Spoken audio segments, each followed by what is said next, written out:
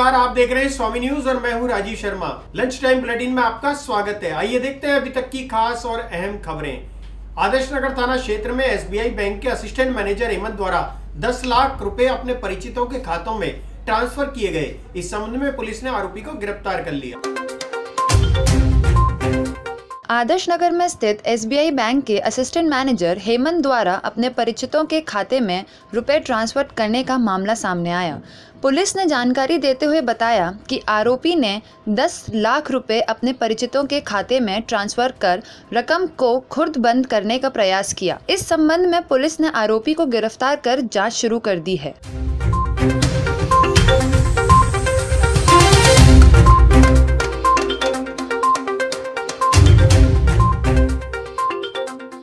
SBI bank है आदर्श नगर में, उसमें ये असिस्टेंट मैनेजर था हेमंत नाम का, जिसने खाताधारकों के पैसे किसी परिचितों अन्य खातों में ट्रांसफ़र कर दिए थे। ऐसे करके धोखाधड़ी करीब प्रकरण दर्ज हुआ है और गिरफ्तार करके अभी पेश किया है। 10 लाख के करीब एसबीआई बैंक आदर्श नगर ने अभी गिरफ्तार किया। सब इंस्पेक्टर की परीक्षा के लिए रोडवेज में निःशुल्क यात्रा के आदेश के बाद भी अभ्यर्थियों को भारी परेशानी का सामना करना पड़ा। इसके लिए अभ्यर्थियों ने बस स्टैंड पर विरोध प्रदर्शन किया। आरपीएससी द्वारा आयोजित सब इंस्पेक्टर परीक्षा लगातार संभाग और जिला स्तर पर 3 दिन तक जारी रहेगी। इसके लिए राज्य सरकार द्वारा अभ्यर्थियों को राजस्थान रोडवेज में निःशुल्क यात्रा कराई जा रही है, लेकिन इसके विपरीत बस स्टैंड पर परीक्षार्थियों को भारी समस्या का सामना करना पड़ रहा है। अभ्यर्थियों ने बताया कि बसें खड़ी है लेकिन कोई ड्राइवर नहीं है और उनका एग्जाम उदयपुर में है। साथ ही रोडवेज प्रशासन द्वारा समस्या का समाधान भी नहीं किया गया।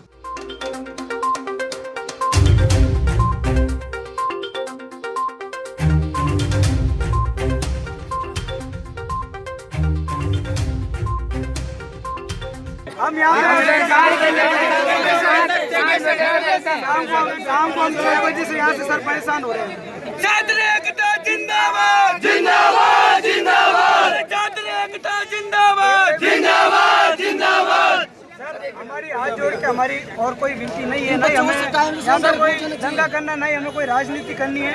हमारी यही मांग है कि जो भी बच्चे हैं कहीं वो कैसे जाएंगे।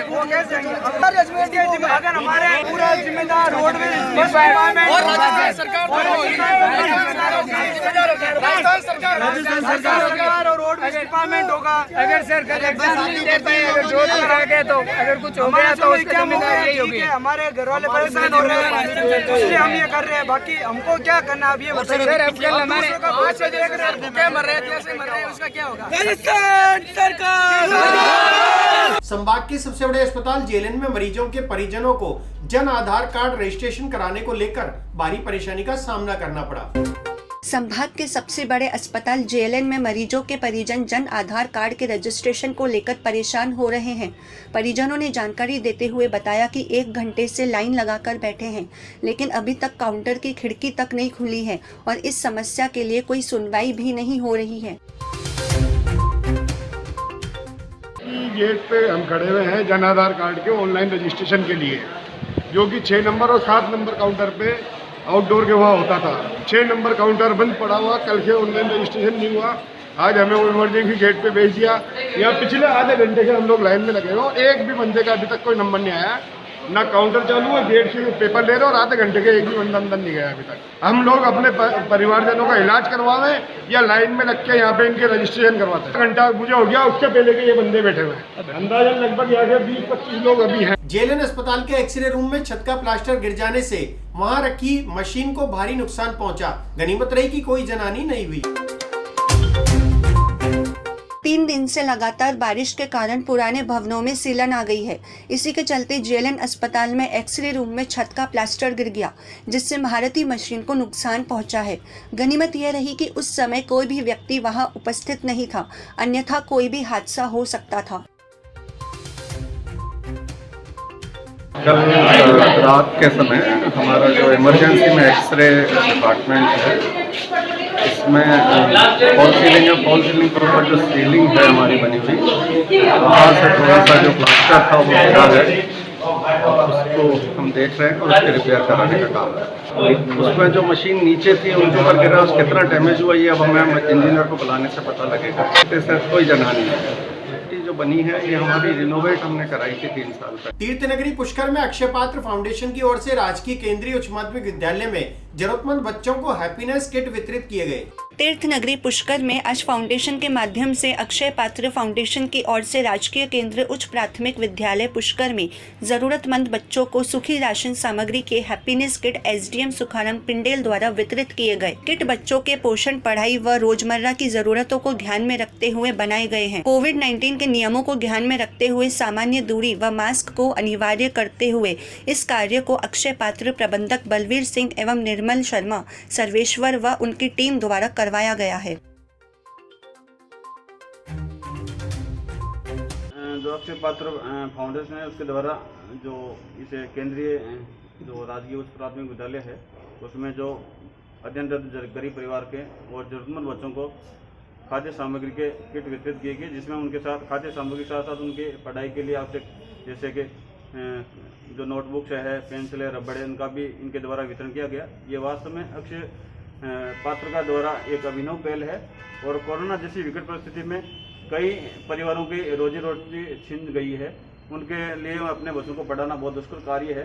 तो इनके द्वारा उनके परिवार को संबल प्रदान करने के लिए और बच्चे लगातार पढ़ाई से जुड़े रहें, वो बीच में ड्रॉप आउट नहीं हो, इसके लिए अक्षय जो पात्र फाउंडेशन ने ये जो पहल की है उसके लिए बहुत बहुत ये साधुवाद के पात्र है। और मेरी इनसे यही रहेगी विनती कि आगे भी आप ऐसी सरकारी विद्यालयों में जहाँ जहाँ बच्चों को और उनके अभिभावकों को इस प्रकार के किट की जरूरत है तो इनका वितरण करते रहे। अक्षय पात्र फाउंडेशन की ओर से केंद्रीय विद्यालय पुष्कर में एक हैप्पीनेस का प्रोग्राम रखा गया है, जो हैप्पीनेस किट हम 1 से 8 तक के पूरे बच्चों को हम प्रोवाइड करवा रहे हैं। इन किट में है जैसे दाल है, चीनी है, पेन है, पेंसिल है, रबड़ है और साबुन है और बच्चों के बिस्किट है, मतलब बच्चों की ज़रूरतमंद चीज़ें सभी इसमें है।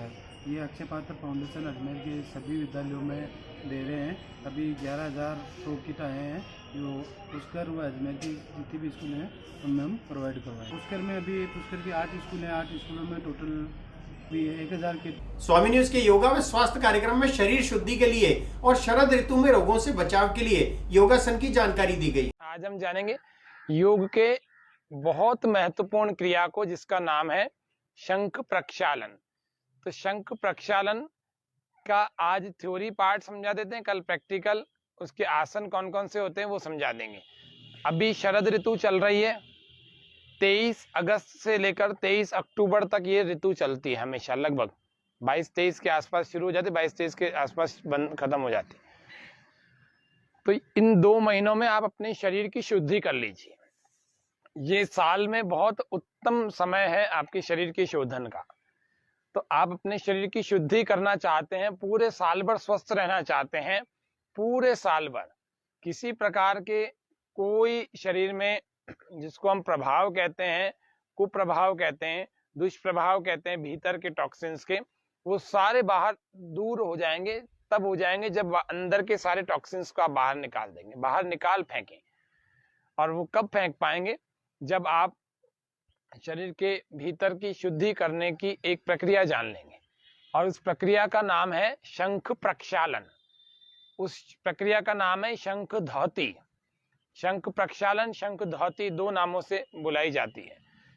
और कंप्लीट डिटॉक्सिफिकेशन नाम की एक क्रिया जिसको हम शंख प्रक्षालन कहते हैं, शरीर के सारे ही अवरोध, सारे मलों का निष्कासन और सारे विजातीय द्रव्य यानी टॉक्सिन्स का निष्कासन, यानी शरीर से बाहर निकाल के फेंक देता है उनको, और शरीर को फिर से तरोताजा शुद्ध कर देता है। शंख प्रक्षालन को करने के लिए सबसे पहले आपको 5 से 7 दिन पहले योगासनों का अभ्यास करना पड़ेगा। 5 योगासन कल हम करके बताएंगे, आज केवल थ्योरी बता रहे हैं, नहीं तो पूरी तरह से आप समझ नहीं पाएंगे। कल इसी शरद ऋतु में विशेष कार्यक्रम का दूसरा भाग होगा जिसमें हम शंख प्रक्षालन की पूरी विधि आसनों सहित बताएंगे। तो आज विधि इसको समझा देते हैं। तो इसमें पहला ताड़ासन, फिर तिर्यक ताड़ासन और कटी चक्रासन, बैठ करके शंखासन या उदराकर्षण आसन, और लेट करके पेट के बल जिसको हम कहते हैं तिर्यक भुजंग आसन। फिर इसके बाद जिस दिन आपको, जैसे रविवार को, संडे को आपको शंख प्रक्षालन यानी पूरे शरीर की शुद्धि करनी है, तो शनिवार को ही रात्रि में आप दूध में मुनक्का डाल करके अच्छी खासी 12, 15, 20 मुनक्काएं, 15 एक मुनक्काएं डाल करके चबा चबा करके खा लें। जिनको डायबिटीज है वे भी मुनक्का ले सकते हैं, उससे डायबिटीज बढ़ती नहीं है, कम मात्रा में ले सकते हैं। गर्म दूध में मुनक्का को उबालें थोड़ा, फिर चबा चबा करके खा जाएं और उसके ऊपर दूध पी लें। इस प्रकार से आप मुनक्का वाला दूध पिएंगे और मुनक्का ही लेंगे दूध के साथ में, तो सुबह आपकी क्लेंजिंग अच्छी हो जाएगी, क्लीनिंग अच्छी हो जाएगी। फिर सुबह उठ करके आपको पानी तैयार करना है, गरम गुनगुना पानी तैयार करना है, जिसमें नींबू और सेंधा नमक डालना है और अच्छी खासी मात्रा में 4-5 लीटर तैयार करना है। 4-5 लीटर पानी तैयार करके उसमें नींबू भी डालना है और सेंधा नमक भी डालना है, इतना कि थोड़ा बीच बीच का सा स्वाद हो जाए, ऐसे बहुत ज्यादा नहीं हो जाए, बहुत कम भी नहीं हो, पीने लायक हो। उसके अलावा इसमें ये ध्यान रखना है कि अगर किसी को चर्म रोग है तो उसको नमक नहीं डालना चाहिए। किसी को यदि जोड़ों में दर्द है, वात के विकार हैं, आर्थराइटिस आदि आदि की समस्या है, उनको। फिलहाल इस बुलेटिन में इतना ही, हमें दीजिए इजाजत। हमारे फेसबुक पेज को लाइक करें, शेयर करें, फॉलोअप करें, इंस्टाग्राम को फॉलोअप करें, यूट्यूब चैनल को सब्सक्राइब करें, बेल आइकन का बटन दबाना ना भूलें। देखते रहिए स्वामी न्यूज। जय हिंद, जय भारत।